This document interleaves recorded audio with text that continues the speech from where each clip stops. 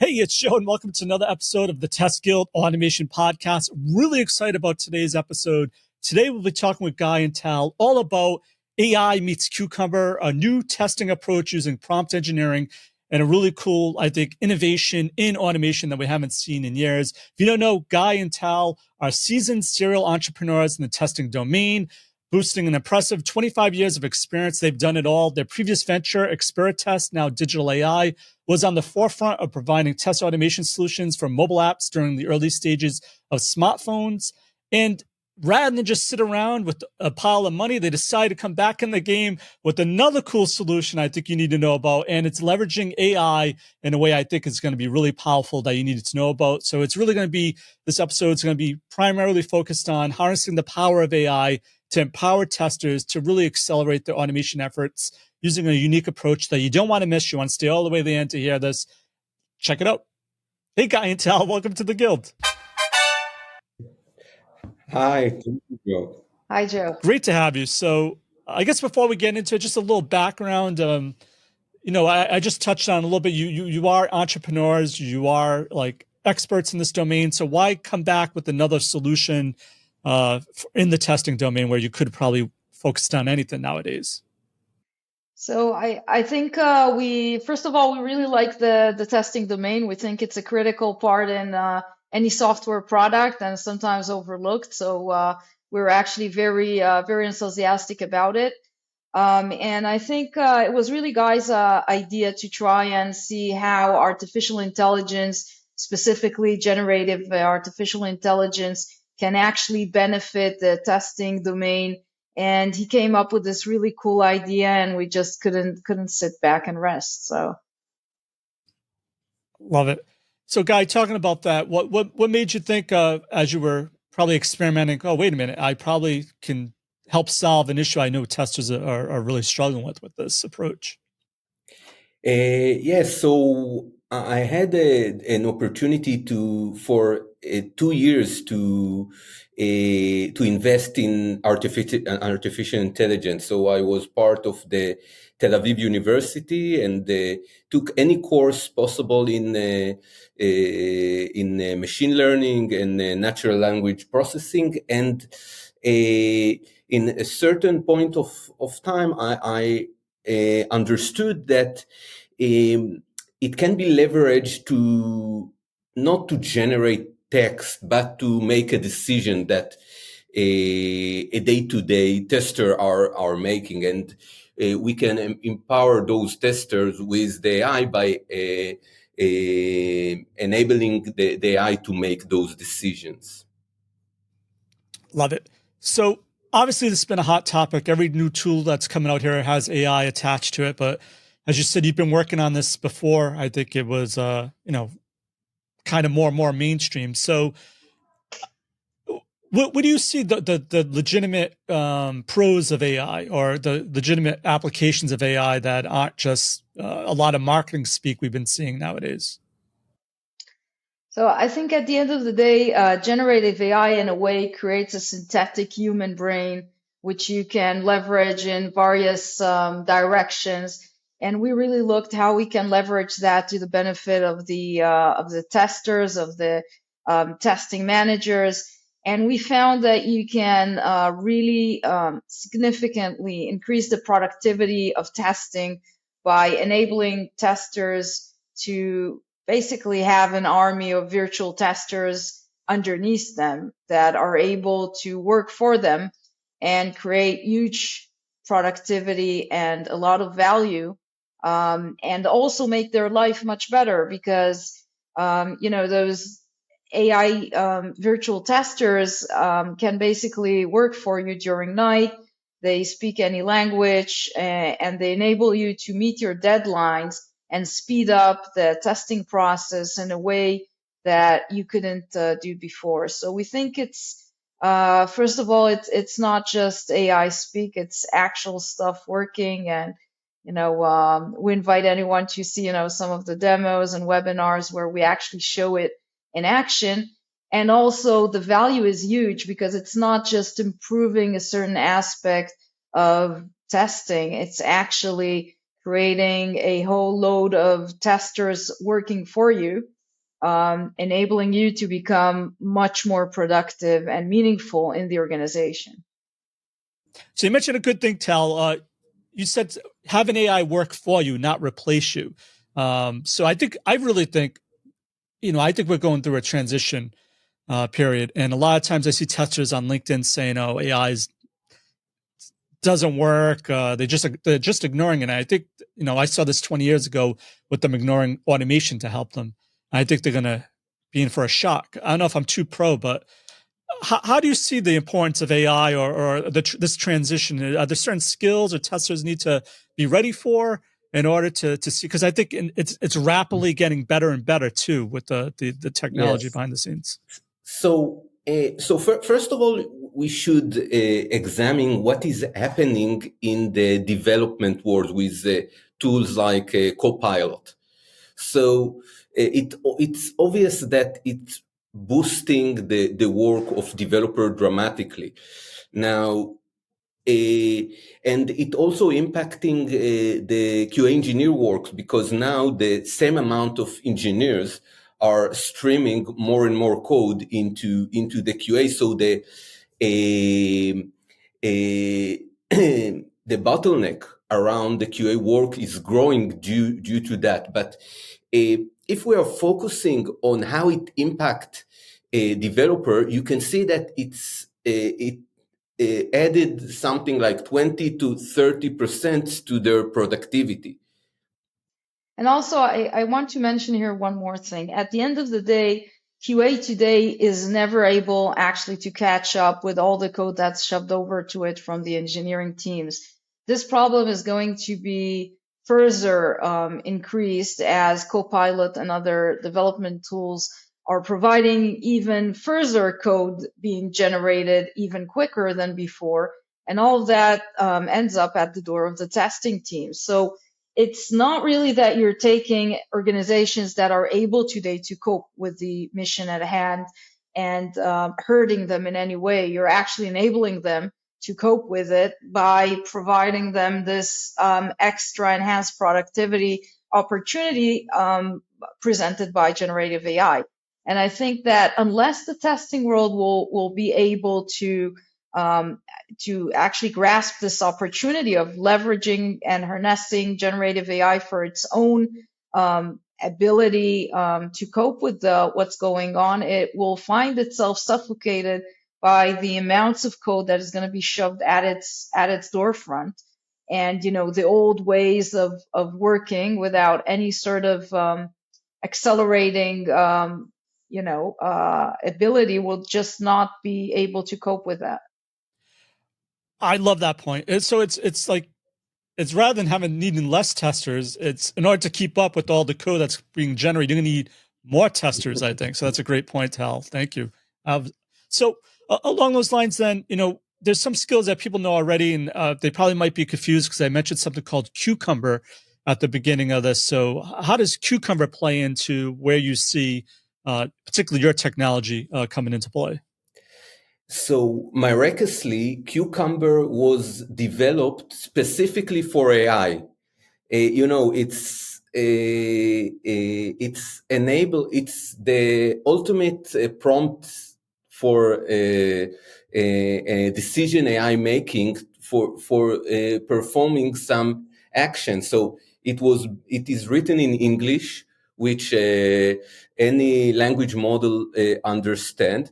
And if it is written on the business level, not clicking on button, but saying, okay, I want to log in, I want to add opportunity, I want to verify that the opportunity got added, then it has the potential to generate tests that will be able to overcome huge changes in the application. They will still be a valid tests. They're valid for mobile, they're valid for different languages, different screen sizes. So we are leveraging this amazing,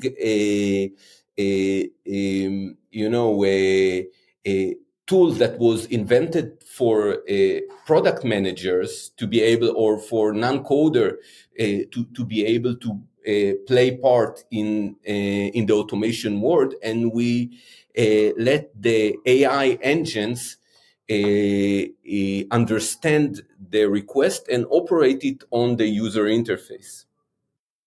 So I think, Joe, I want to build on what Guy just said, because I think it's a very strong point. At the end of the day, generative AI is as good as you speak to it in an accurate way. And, similar to the ability to get from ChatGPT good responses, the question is, how do you ask it? Same goes with using generative AI for testing. If you wanted to test for you what you need to describe it in an accurate, professional way. And that is exactly what Guy has been mentioning here, that in a miraculous way, Cucumber is just that language that enables for a tester to communicate with generative AI and create create tests using it. So that's a very, very strong point for testers to have that capability of creating test scenarios and feature files in an accurate test speak language, basically called Cucumber. All right, so that's a great point. So how do people do that then? I think the term is prompt engineering. How do people get better than at prompt engineering in order to generate good results? Because like you said, it's only as good as the questions or the way you formulate the I guess the tests back up for a Cucumber. So I think that you need to be balanced. One type of prompt will be test the user feature. Obviously AI will not be able to really understand what you want to do. On the other hand, you will say, okay, click on this text field, send this text, click on this text field, send this text, click on the login button, and so on and so on. So, and this is on the other side. It's too detailed to generate a good test. So, if you want to to generate a good test using generative AI, you need to balance between those two edges. Yeah, and I think what Guy is saying is very critical in the understanding that at the end of the day, we speak on a business logic level to the AI and ask it to do things. We're not asking or talking to it in a technical, detailed level, and we're not telling storytelling high level. You need to know the relevant level of communication, the way a tester would actually, or a product manager, communicate into the testing teams what is it that he requires, which today is Cucumber as the standard, and that is exactly what is well processed by generative AI. So with this approach now with AI mixed into Cucumber, can you do it more high level then, and it will automatically be able to know, make connections of what needs to be done? Like say, like given I'm a radiologist, a patient comes in and I check for a broken bone, like could it then generate multiple test cases based on that one prompt if I do the prompt correctly, or do I need to still make one prompt for every single test? Does that make sense? So yeah, we have two different tools, two different engine. One is to get requirement, and based on the requirement, the existing test scenario, some documentation of the product, and other guidance that you can upload. It will generate scenarios and feature files. This is on one hand. On the other hand, we have an engine that knows to take instructions like login, add opportunity, create repository, and translate it into actions like a human being will perform on the user interface. And combining them together, you can take a feature definition and generate working tests with their code in the end. So at the end of the day, we're basically feeding into this generative AI machine test scenarios described in business logic, and at the other end, we're getting test automation code written at the very top end of it, as well as the ability to maintain that code autonomously without human intervention. So that's basically the overall capability that you can get today from generative AI when there are really skilled testers that are creating those test scenarios to start with. Nice. So underneath the covers, then, what is happening? Do people have to write the code to implement it, or is it already been implemented automatically by you? Is it like a black box, or what's the technology behind the cucumber that's actually driving the automation of the interface? So what will happen once you ask the engine to generate step definition for a scenario is that the browser will get open in the URL that you have provided. And we will request from our engine to perform the first step in that scenario.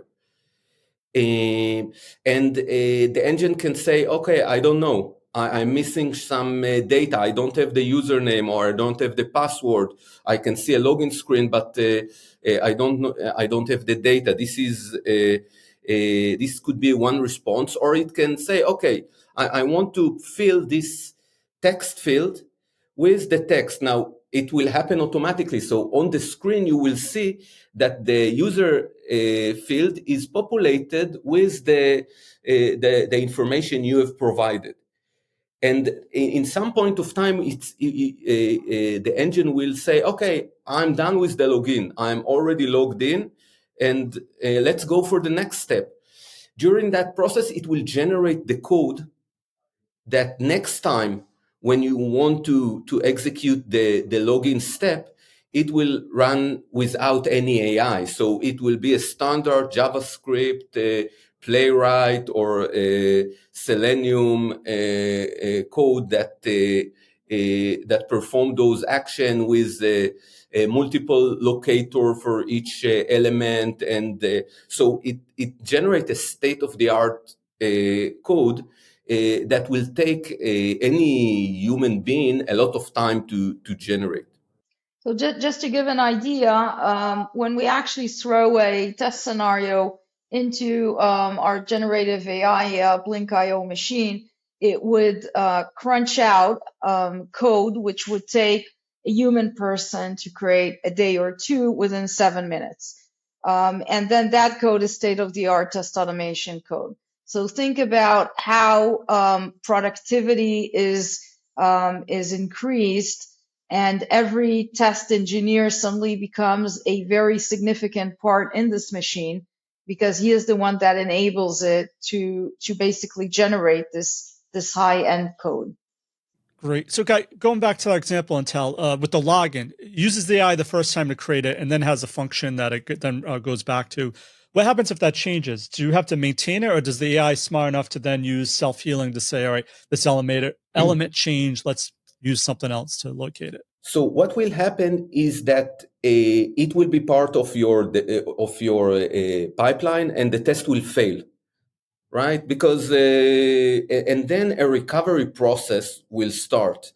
So it will identify that we have 10 tests that failed due to the login. So it will try to recreate the login function, the login step again, to regenerate the step definition for the step that failed. Once it's done, it will rerun those tests, and it will generate a pull request of the change code into your Git repository. So you will come in the morning and you will see that pull request, you will approve it, and that's all. And that's great for accountability. You have a log then. So if for some reason someone said, all right, what happened? Well, it's automatically created for you, which is better, I guess, because then you automatically have reports generated for you and the exact steps that occurred, especially if you're being audited. You're like, here it is. Don't have to generate anything on your own. So that's great. Yeah, so we try to design the system so the human being will be an auditor in different location where you would want to be an auditor. So sometimes the AI can make mistakes, and one thing you don't want is that those mistakes to enter unidentified, and then you are thinking that you are testing something, but in reality it is not been tested. So we have put some auditing point in every point where the AI generates something. So we provide a visual report with the screenshot of every element that was identified and the reasoning behind any decision. So you can review it, approve it, and then it will become part of your main branch. And I think that, if you just think about it, when you run tests and you have, out of whatever, 50,000 executions, you suddenly have 5,000 that failed, and now you need to go into understanding why they failed. And a lot of them, it's stuff that's insignificant, but holds back all the release. And now you can actually have that done, miraculously in no time. And also those tests that failed can be rectified so that they can be rerun successfully. And not only did you speed up the release of the software, you also released some of the headache of very mundane work of, just going through each one of those failed executions, trying to understand what was the insignificant reason they actually failed, and, taking them out of that bucket. So I think it's, in terms of the quality of life of testers, it really puts them into the driver's seats, doing the more important, analysis and strategic testing work, rather than the repetitive stuff, which is typically also always last minute and in high pressure. And I think that one important point, the recovery is not just in the locators of element. It's in the entire heuristic of how to perform. Sometimes a menu will move to a different place, or you have additional step you need to perform on the way. So it will know to overcome those changes as well. It's not just, as long as the business logic stays the same, the test knows, the system knows how to maintain the test. So, Tal, you mentioned maintenance. It's not trivial. I mean, even 2 to 3% failure rate for a tester, if you have thousands of automated tests, takes forever to figure out what the root cause is. And by that time, you have another code check-in that kicks off another test suite, and then it's too late. So, I mean, that's why a really good power of AI.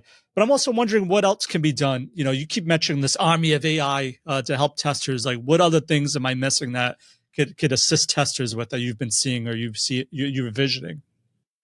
So, first of all, the AI can help the tester to test in any language. So it supports testing of global websites in German, French, Korean, English, you name it, Finnish, any language. So suddenly any tester is multilingual. So it empowers the testers to be multilingual testers. And that is a huge thing, definitely in a global environment. Another thing is that it enables you with the same business logic to test regardless of the platform. So you can test on an iOS device, on a website, on a Android device, on a desktop application, as long as the logic, the business logic of the flow is the same, it would be fully sustained and done by the AI virtual tester for you.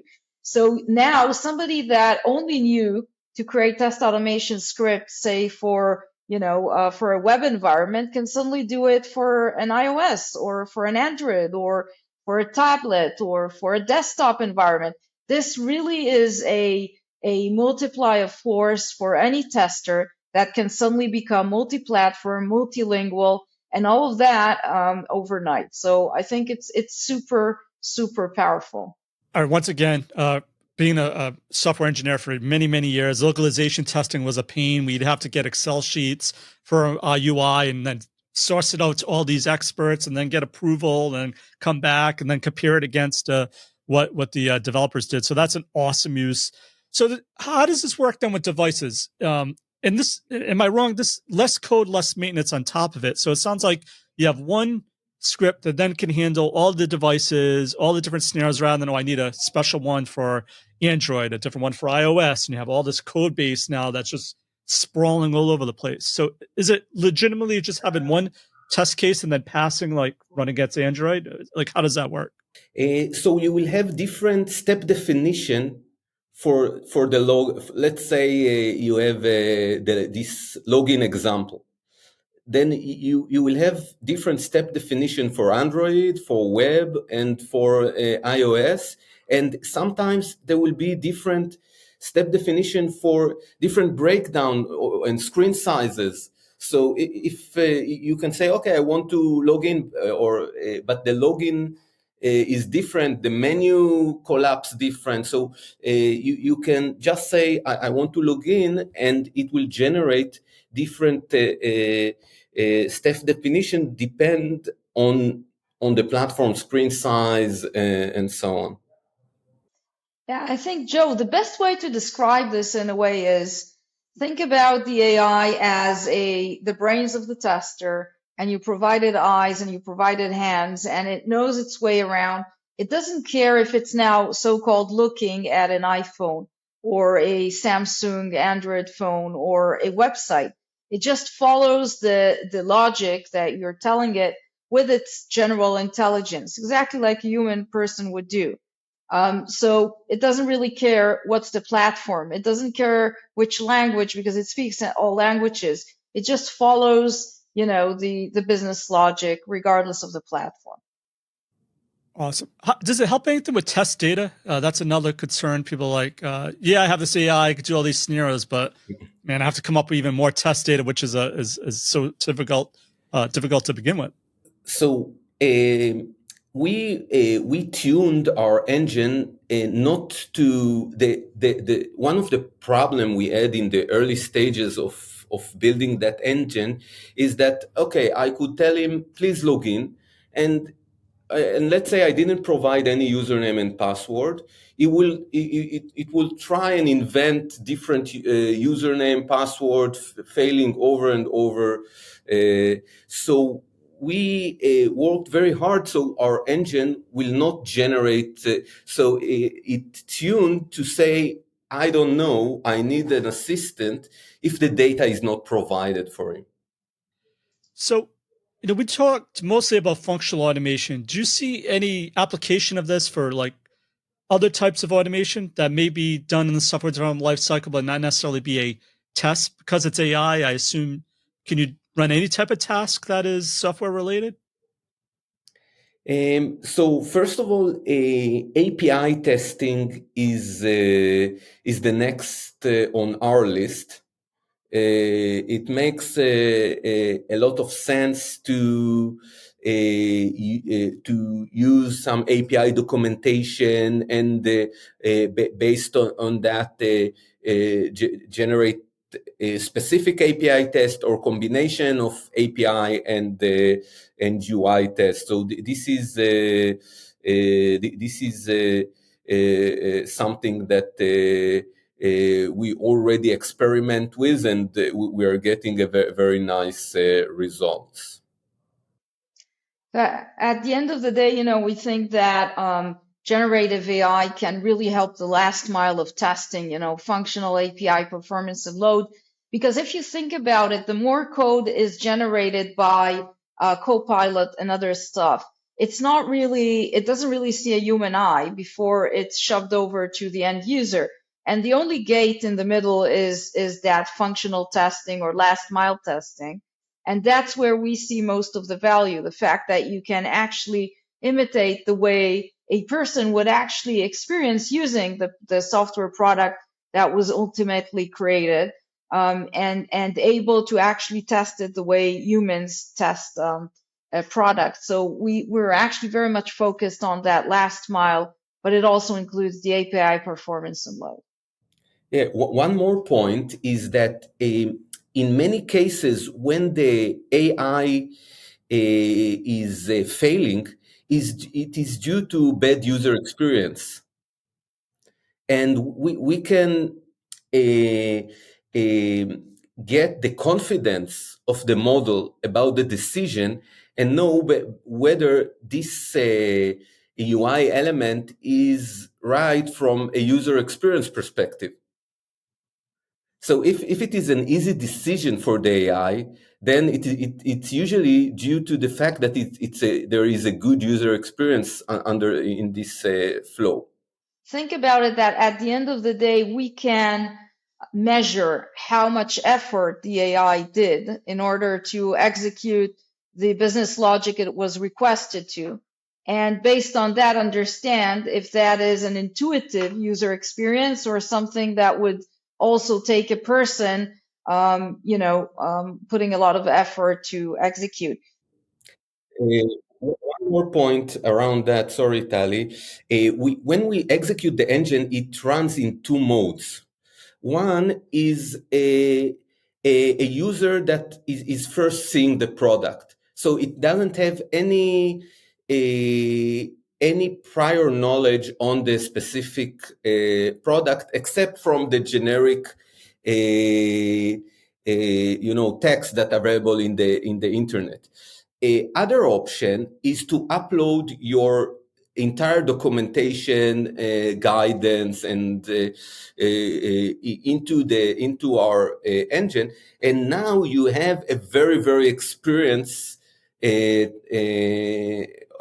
test engineers that knows everything around the product, how to do everything. So you can decide to use someone with fresh eyes that working on the user interface, or someone that is very experienced and getting and read all your documentation and so on. So think about it, if you have a professional type of application where you actually need to know all the ins and outs in order to get everywhere and test it, then you can actually educate your virtual tester to know that. And if not, if it's just something that should be easy, a B2C application, you can actually, let him be sort of an ignorant tester, and you can play around with configuring his level of expertise in the application being tested.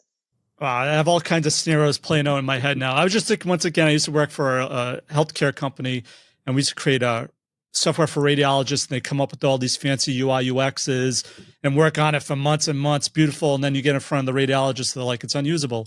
It's almost like you could use this as a confidence score ahead of time, shift it left to say, wait a minute, maybe want to redesign this because it seems like it's going to be more complex than what you're thinking. So, great use case, by the way. Absolutely. So I know you two are always thinking 2 steps ahead of most people, obviously, because you're visionaries. You're always creating new stuff.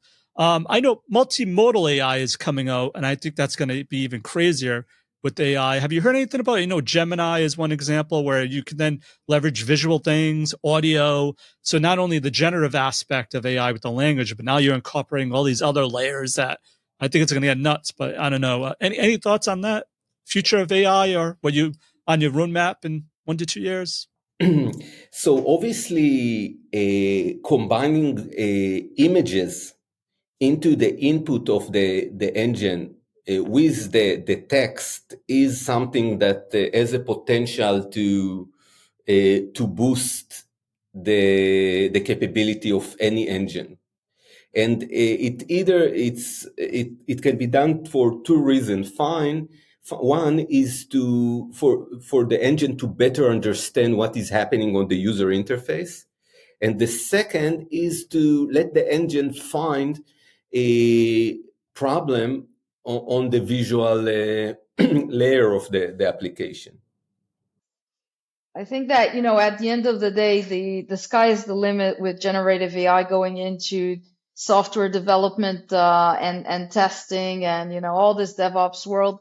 There are many other directions. For example, you could take generative AI to help you maintain and test your documentation. It can generate, test scenarios. So there are all sorts of directions you could actually take its creativity and as well as its discipline. So it's this combination that it's able both to be creative but also do whatever it's told, which is something that's quite difficult to find in actual human beings. And that's super powerful. And we believe that's going to have a lot of impact in the software development cycle. Absolutely. So I'm just looking through my notes. I don't know if I mentioned Blinqio. So what is Blinqio? I know we've been talking about all this functionality and all these benefits of AI, but you've actually created a newer tool that actually does all this. So maybe a quick plug for what that is, Blinqio. So Blinqio basically creates virtual testers that are able to receive a description, a test scenario in Cucumber, and translate that basically into test automation code, which is state of the art, as well as maintain it. And that is it's a SaaS product. It's available for play and buy in our website, and it's highly productive in terms of being injected into any testing organization, enabling it to release software in very high speed. So it cuts the testing cycle almost to zero time. It enables higher productivity of the engineering team because there is no context switch between the time somebody programs and the time he receives the feedback. It's multilingual. It supports all platform, and it's really cool. Awesome. Okay, Guy and Tal, before we go, is there one piece of actionable advice you can give to someone to help them with their AI automation testing efforts? And what's the best way to find, contact you, or learn more about Blinqio? Let's start with you, Guy, this time. We'll end with Tal. So the only way to get better in that is to work extensively with it. So because it's something that there are no specific rules.